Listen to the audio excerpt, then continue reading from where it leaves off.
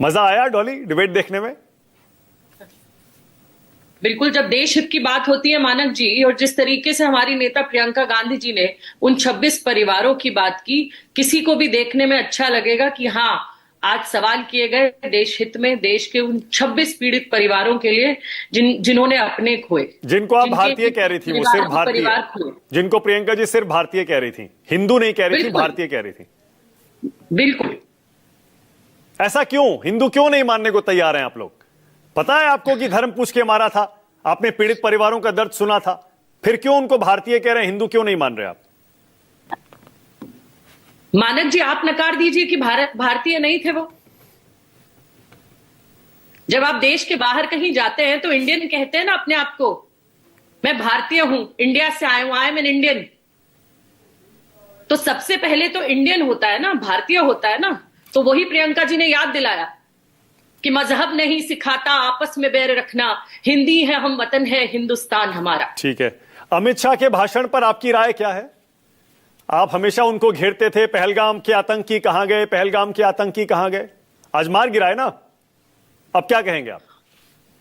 जी, जब 26 लाशें गिरी हो, तब कैमरे के सामने खड़े होकर बीजेपी को अपनी तारीफ सूझ रही हो, तो समझ लीजिए ये देशभक्ति नहीं है, सिर्फ बीजेपी की पब्लिसिटी है।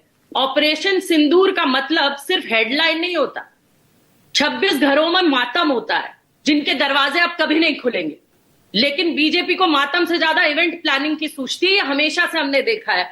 आज पार्लियामेंट में जब ये सवाल उठने थे, 3 आतंकवादी गिरे, एक अभी भी बचा है मानक जी, एक अभी भी बचा है, और जब तक वो एक भी नहीं मारा जाएगा ना, हम तब तक सवाल करते रहेंगे, क्योंकि देश की बात है, देश हित की बात है। एक कौन सा बचा है? 3 ही थे मेरे ख्याल से, तो हमारे ख्याल से तो 3 ही थे, तीनों मार दिए। नहीं, 4 थे मानक जी, 4 थे। 4 आतंकवादियों की तस्वीरें नहीं रिलीज हुई थी। अच्छा ठीक है, okay, let me cross check, क्योंकि मेरी जानकारी हो सकता है गलत हो। तस्वीर में 4 थे, लेकिन हमें ये बताया गया तो शायद 3 आतंकी थे। मैं चेक करता हूं। चलिए, फिर ये बताइए ना, अब आप क्या कहेंगे? अब कम से कम 3 तो मार दिए ना। चलिए 4 में से मैं आपकी बात मान लेता हूं, 3 मार दिए ना, अब क्या कहेंगे आप?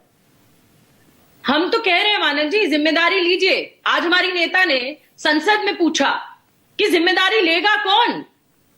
ठीक है, आप ऑपरेशन सिंदूर कर लीजिए, पुलवामा में 300 किलो आरडीएक्स आ गया, एक गाड़ी लेकर हमारे देश की जमीन पर घूमती रही 300 किलो आरडीएक्स, हमारे 40 जवान शहीद हो गए, जांच में कुछ नहीं पता चला कौन था, कहां से आए, किसने मारा, कुछ नहीं पता लगा। लेकिन जब हम उन पर सवाल करते हैं तो हम देशद्रोही हो जाते हैं, हम पाकिस्तान के साथ मिले हुए हो जाते हैं। अरे आप हिंदुस्तान की जनता के बारे में नहीं पूछेंगे, हम तो पूछेंगे। विपक्ष का काम क्या है?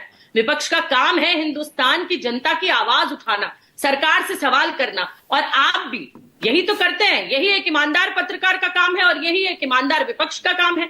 तो हम लोग यही कर रहे हैं। जब तक कोई भी व्यक्ति किस तरीके से, आप लीजिए ना जिम्मेदारी, ये 26/11 की बात करते हैं, ली थी ना जिम्मेदारी, मुख्यमंत्री ने भी ली थी महाराष्ट्र के, और गृह मंत्री ने भी ली थी। यहां तो गृह मंत्री 26 लोगों की जान जाने के बाद अपनी पीठ थपथपाते हैं, पीठ ठोकते हैं, इतिहास में ही रहते हैं। ये इनसे बात करो आज की, ये करते हैं इतिहास की। ओके, जहां तक मेरी जानकारी है और जहां तक सरकार का बयान है, डॉली, पहले मैं ये बता दूं कि 3 ही आतंकवादी थे और तीनों को मार गिराया गया। ये अमित शाह का भी संसद का बयान है, और अभी तक जो हमारे पास ऑफिशियल बयान आया वो यही है, 3 ही आतंकवादी थे, तीनों को आज मार गिराया गया। मैं ये पूछ रहा हूं आपसे, आपने कहा जब ऑपरेशन सिंदूर हुआ तब आपने 3-4 अहम मुद्दे उठाए थे। सबसे बड़ा मुद्दा यही था कि पहलगाम के आतंकी जब तक नहीं मारे जाते तब तक ऑपरेशन सिंदूर का कोई मतलब नहीं है। आज आपका सवाल कम से कम एक सवाल तो कम हुआ ना। अगर ऑपरेशन सिंदूर से पहले पहलगाम के तीनों आतंकी मार दिए, वहां तो हम रुक सकते हैं ना। अब ऑपरेशन सिंदूर पर बाद में डिबेट कर लेंगे। मानक जी, आप मुझे एक बात बताइए, विपक्ष क्या करे? ढोल ले, मंजीरा ले, इनसे सवाल ना करे, इनके राग गाने लगे, उन आंसुओं को इस देश की जनता ना देखे, उस पीड़ा को ना समझे जिनके घर के घर बर्बाद हुए। एक दिन पहले, हम तो एक हफ्ते से मांग कर रहे हैं, हम तो उससे पहले से मांग कर रहे हैं कि आप चर्चा कीजिए पहलगाम में। बहुत अच्छी बात है, पार्लियामेंट के एक दिन पहले ये हुआ, सेशन स्टार्ट होने से अच्छी बात है। कम से कम गृह मंत्री अपना चेहरा तो दिखा पाए, कम से कम आकर वहां बोल तो पा रहे हैं। उससे पहले क्या जवाब देते, फिर इतिहास को रोते। 11 साल से सत्ता में है लेकिन इतिहास का रोना ही इनका खत्म नहीं हो रहा, फिर वही करते। मैं यही सुनना चाह रहा था डॉली, मैं यही सुनना चाह रहा था जो अखिलेश यादव ने कहा। क्या आपको भी शक है क्या कि जैसे ही संसद में ऑपरेशन सिंदूर पर बहस शुरू हुई, उससे ठीक एक दिन पहले ये एनकाउंटर हो गया?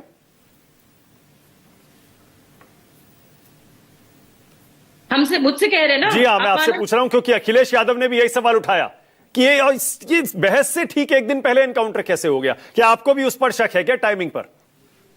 मुझे तो जो कहना था कह दिया मैंने मानक जी। जरूर कम से कम गृह मंत्री जी अपना चेहरा तो दिखा पाए संसद में, नहीं तो जिम्मेदारी लेने से बचते हैं। पुलवामा में बच गए, अब पहलगांव में भी बच रहे थे। इनके यहां जिम्मेदारी का कोई मतलब ही नहीं है। इस्तीफे का तो छोड़ ही दो आप, इनकी सेना लग जाती है गलियाने लोगों को जो सवाल करे। आज आपके राष्ट्रवाद पे सवाल उठ जाएगा मानक जी, आपके और हमारे। अगर हमने ये बोल दिया, हमारे इनबॉक्सेस में गालियां शुरू हो जाएंगी इनके लोगों के द्वारा अगर हम सवाल करेंगे देश की जनता के हित के बारे में, उनकी सुरक्षा के बारे में। ठीक है, ओके। ये आज भारतीय जनता पार्टी का काम हो गया है। ठीक है, इनको यही करना है, इतिहास को लाना है तो कभी सच भी लाओ भैया, क्योंकि हर पन्ना चीख चीख के कह रहा है आज तुम फेल हो। ओके, दूसरा सवाल आप ये पूछ रहे थे सीज फायर किसने करवाया। पहले जयशंकर जी का भाषण, उसके बाद अमित शाह का भाषण।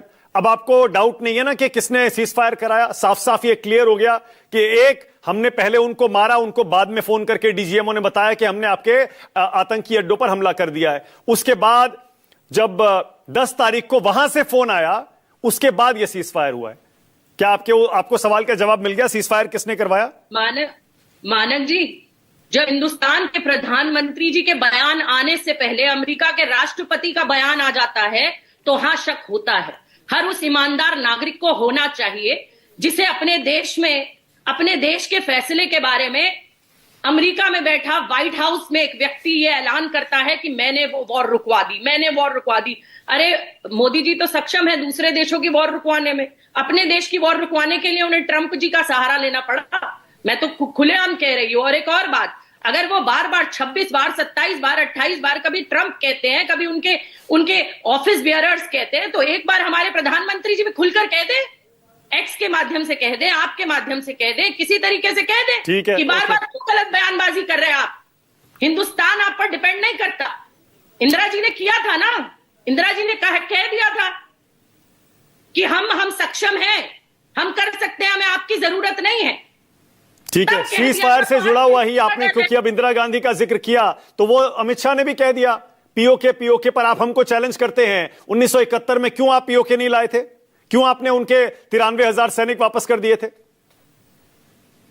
हमने तो घुटने टिकाकर सरेंडर कराकर लाहौर में भी तिरंगा फहरा दिया था। आप कर देते।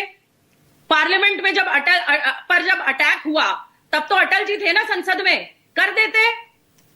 जब संसद पर अटैक हुआ किसने रोका था? तब ले आते तो ना 26/11 होता ना आज होता, कर देते। किसने रोका? अब 11 साल से अमित शाह जी हैं, अब तो गृह मंत्री भी कितने समय से हैं, इन्हीं की सरकार है, सत्ता है, कर दे।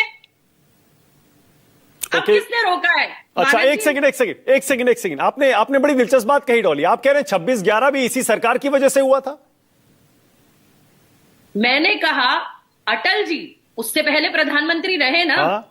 जब पार्लियामेंट पे अटैक हुआ मानक जी, पार्लियामेंट पे अटैक हुआ तो तब ले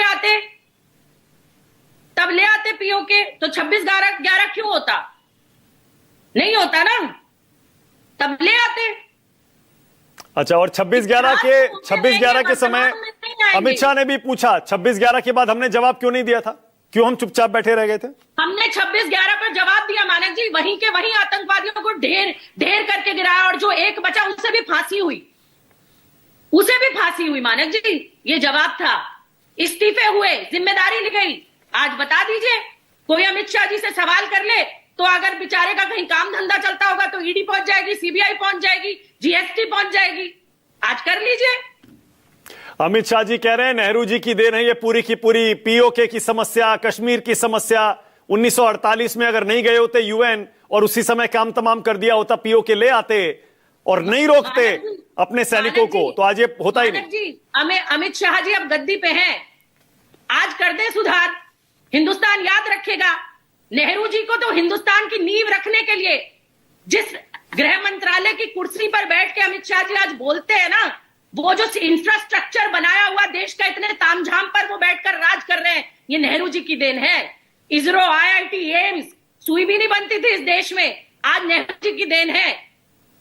तो आज अमित शाह जी कर दे ऐसा कोई काम जो पूरा हिंदुस्तान में इतिहास सदियों सदियों तक लोग याद रखें कि अमित शाह जी गृह मंत्री थे और POK लेकर आए थे। ओके, एक सवाल और डॉली, आपने अमित शाह का भाषण पूरा देखा होगा, कैसा लगा आपको? कितने नंबर देंगी 10 में से?